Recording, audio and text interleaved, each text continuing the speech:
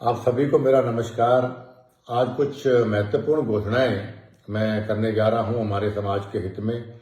हमारा समाज हमेशा, हम सभी जानते हैं कि अहिंसा का पक्षधर रहा है, पर्यावरण प्रेमी रहा है, जीव रक्षा का अहम रक्षक रहा है।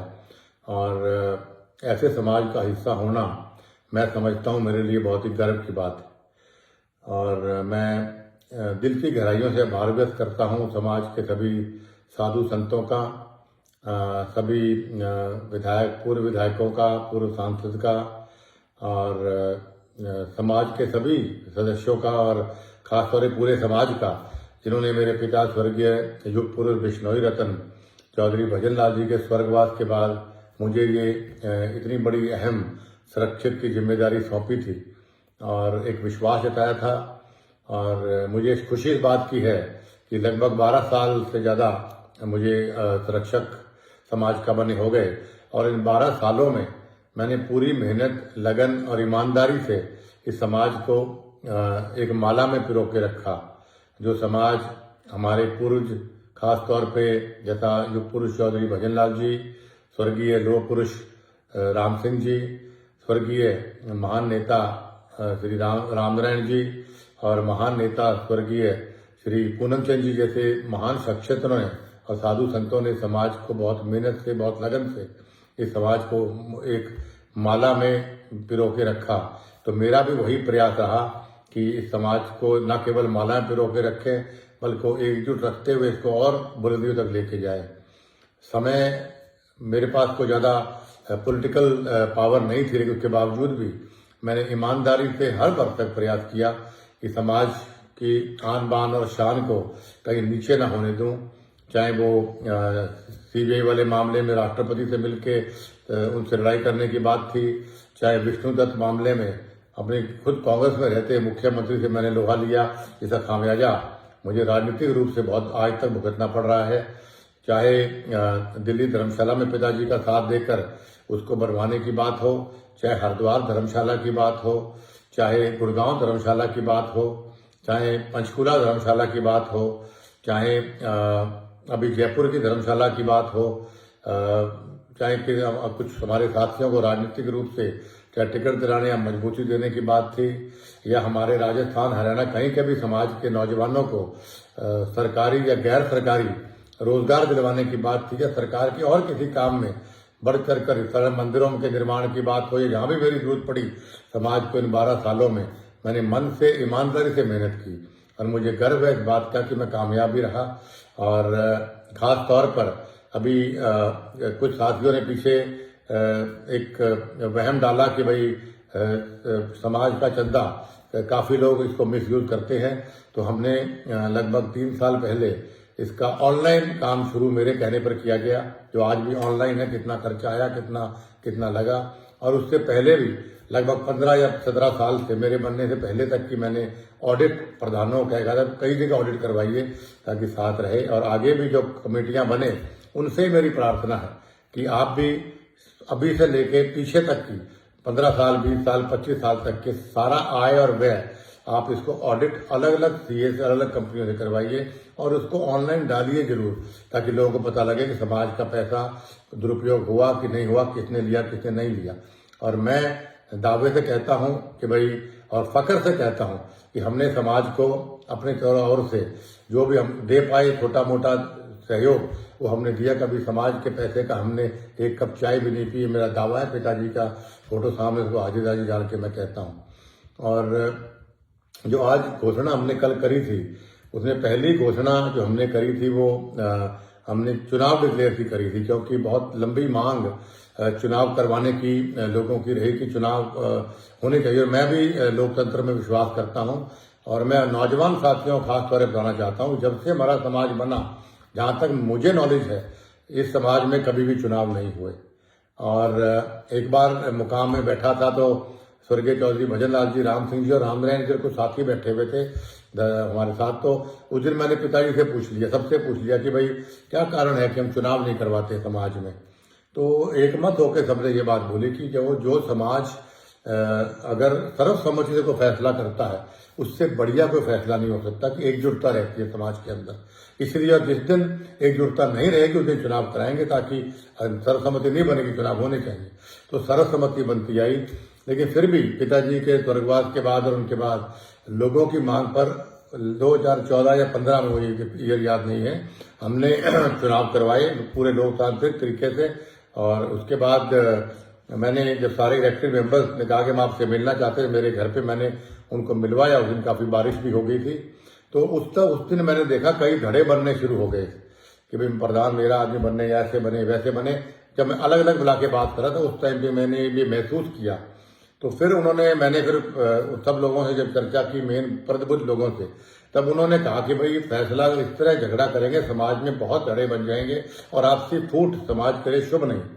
तो उन्होंने मेरे ऊपर छोड़ा। तो उस वक्त मैंने फिर हीरा राम जी को, उस वक्त अध्यक्ष, सभी की राय लेके मनोज से काफी लोगों से मैंने पूछा कि भाई किसको देखा। सबने कहा ये ठीक है, ये नाम हमने कुछ रखे। तो हीरा राम भवाल जी सबसे अच्छे ईमानदार व्यक्ति थे, उनका नाम सबने कहा, तो उसको हमने अनाउंस किया।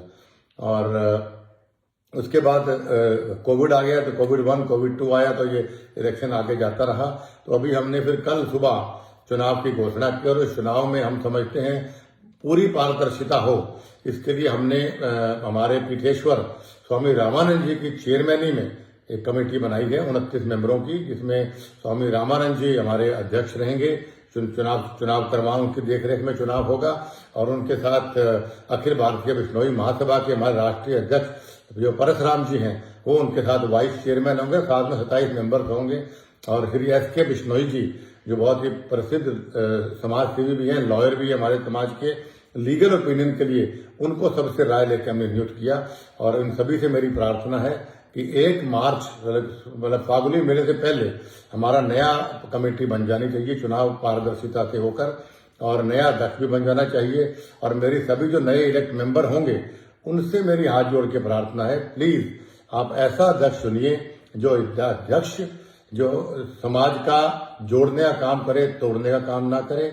जो अध्यक्ष 29 नियमों को अपना सम्मान करता हो, जिसके लिए समाज सर्वप्रिय हो स्वार्थ से ज्यादा, ऐसा अध्यक्ष आपको चुनना चाहिए। जो नशा ना करता हो, जो अध्यक्ष माँ और बेटियों को अच्छी तरह से देखता हो और ईमानदार अध्यक्ष हो, उस आदमी को आप अध्यक्ष चुनिएगा। हमारे समाज के भविष्य और बच्चों के भविष्य का सवाल, ये मेरी पहली प्रार्थना भी है, पहली घोषणा भी हमने कल इस बात की हमने करी थी कि भाई हम चुनाव डिक्लेयर करते हैं। आज से चुनाव की प्रतिक्रिया शुरू, सारा का सारा पावर स्वामी रामानंद जी के पास है। स्वामी रामानंद जी की देखरेख में सारा चुनाव होगा। उनसे प्रार्थना जल्दी से मीटिंग बुलाकर वो अपने आगे चुनाव की प्रतिक्रिया वो शुरू कर दें। और उसके बाद में आपको दूसरी जो घोषणा हमने करी थी कि भाई हमें सब प्रबुद्धजनों से बात करके हमने ये फैसला किया कि भाई समाज में हमें कोई संरक्षक, हमें कोई ऐसा व्यक्ति और बना देखना चाहिए, क्योंकि मैंने कहा कि मैं ज्यादा समय समाज को मैं नहीं दे पाऊंगा। तो हमने यही बात कही कि भाई तो फिर किसको हम संरक्षक का रूप दिया जाए।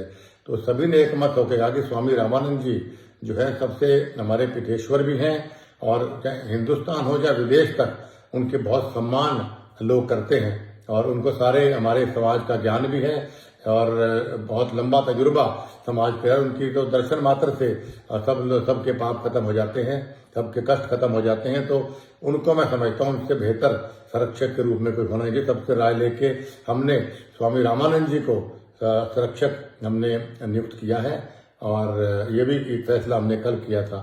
और बाकी जहाँ तक मेरी बात है, मैं अपना यही कह सकता हूँ कि मैं कभी पद का लालची नहीं रहा। सभी जानते हैं कि 2000 जब मैंने ऐसी देर की बात उठाई थी, तब मुझे कांग्रेस पार्टी ने लालच के रूप में केंद्रीय मंत्री की पेशकश की थी। मैंने सारे अखबारों में छपा था कि मैंने उसको डिनाई किया था। फिर डेप्यूटी सीएम की मुझे पेशकश की गई थी। तो मैंने कहा कि भाई मैं बिकाऊ, कुलदीप बिश्नोई और बिश्नोई समाज का कोई भी आदमी बिकाऊ नहीं हो सकता। तो मेरे लिए सिद्धांत सर्वप्रिय हैं। तो मैंने वो भी केंद्रीय मंत्री पर ठुकराया, फिर मैंने उप मुख्यमंत्री पर ठुकराया। उसके बाद मुझे पहले अखिल भारतीय बिश्नोई महासभा का मुझे अध्यक्ष नियुक्त किया गया। मैं बनना नहीं चाहता था, लेकिन मुझे जबरदस्ती बनाया गया। तो मैंने चाय लेके साल या 1.25 साल में मैंने खुद इस्तीफा दिया। और उसके बाद बहुत ही प्रसिद्ध और बहुत ही पॉपुलर मलखान सिंह जी अध्यक्ष बने।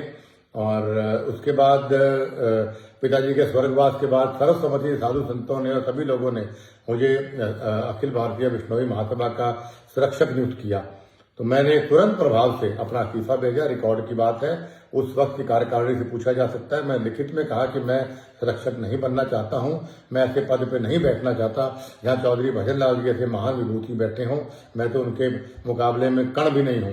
तो लेकिन उन्होंने सभी ने मेरा इस्तीफा ठुकरा के, इस्तीफा फाड़ के बल्कि कमेटी में फेंका गया और ये कहा गया कि भाई चौधरी भजन लाल परिवार के अलावा इस समाज को कोई एकजुट रखने में सक्षम नहीं है। इस पे लोग विश्वास करते हैं। और जैसा मैंने पहले कहा कि भाई 12 साल से मैंने बड़ी ईमानदारी से इस समाज को आगे चलाया है। तो लेकिन आज मैं इस अखिल भारतीय बिश्नोई महासभा के संरक्षक पद से मैं त्यागपत्र देता हूं, क्योंकि मैं व्यक्तिगत कारणों से मैं इस समाज को ज्यादा समय नहीं दे पाऊंगा, क्योंकि राजनीतिक रूप से मुझे आगे बहुत बढ़ना है और भी मुझे काम है। लेकिन आप इस बात से बिल्कुल चिंतित मत होइए, जब भी समाज को मेरी जरूरत पड़ेगी तो मैं 24 घंटे समाज की सेवा में, मेरे घर के दरवाजे खुले हैं। दुख में सुख में इस समाज ने हमेशा मेरा साथ दिया और आज भी मुझे बड़ी खुशी है कि आज कल मुझे रजिस्टर देके गए इस हार के अंदर भी कि 200 से ज्यादा इलेक्टेड और नॉमिनेटेड मेंबर्स ने ये लिख के दिया कि कुलदीप बिश्नोई में विश्वास जताते हैं। और जो हमारी कमेटी है 21 मेंबर की, एक का हमारे स्वर्गवास हो गया, उनमें से 20 में से 14 लोगों ने भी ये आस्था जताई, विश्वास जताया कि भाई कुलदीप बिश्नोई हमारे संरक्षक है और रहेंगे। मैं उनका भी और समाज के लोगों का दिल की गहराइयों से मैं आभार व्यक्त करता हूं कि आपने चौधरी भजन लाल जी पे और उसके बाद मुझ पे आपने विश्वास जताया। और उम्मीद करता हूं कि आपके चौधरी भजन लाल जी ने भी और मैंने भी आपकी अपेक्षाओं पे, आपकी आशाओं पे हम खरे उतरे। और आगे भी मैं आपसे यही कहना चाहता हूं कि समाज को जहां भी मेरी जरूरत पड़ेगी, आधी रात कुलदीप बिश्नोई हाजिर है। और ईश्वर से प्रार्थना करता हूं कि जो लोग ये वीडियो देख रहे हैं, गुरु महाराज उनके स्नेह, अपने स्नेह का हाथ, प्यार का हाथ, आशीर्वाद का हाथ हमेशा मेरे बिश्नोई समाज के ऊपर बनाए रखे। बोलो गुरु जम्बेश्वर भगवान की जय।